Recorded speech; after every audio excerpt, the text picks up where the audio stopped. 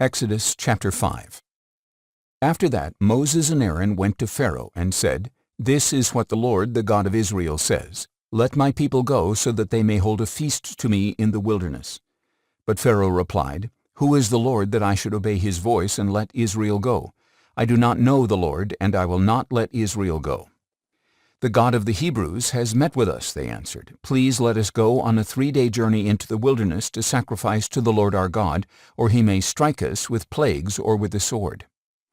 But the king of Egypt said to them, "Moses and Aaron, why do you draw the people away from their work? Get back to your labor." Pharaoh also said, "Look, the people of the land are now numerous, and you would be stopping them from their labor." That same day Pharaoh commanded the taskmasters of the people and their foremen, "You shall no longer supply the people with straw for making bricks. They must go and gather their own straw. But require of them the same quota of bricks as before. Do not reduce it, for they are lazy. That is why they are crying out, 'Let us go and sacrifice to our God.' Make the work harder on the men so they will be occupied and pay no attention to these lies." So the taskmasters and foremen of the people went out and said to them, "This is what Pharaoh says.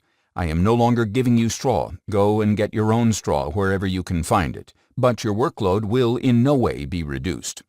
So the people scattered all over the land of Egypt to gather stubble for straw. The taskmasters kept pressing them, saying, "Fulfill your quota each day, just as you did when straw was provided." Then the Israelite foremen, whom Pharaoh's taskmasters had set over the people, were beaten and asked, "Why have you not fulfilled your quota of bricks yesterday or today as you did before?" So the Israelite foreman went and appealed to Pharaoh, "Why are you treating your servants this way? No straw has been given to your servants, yet we are told, 'Make bricks.' Look, your servants are being beaten, but the fault is with your own people."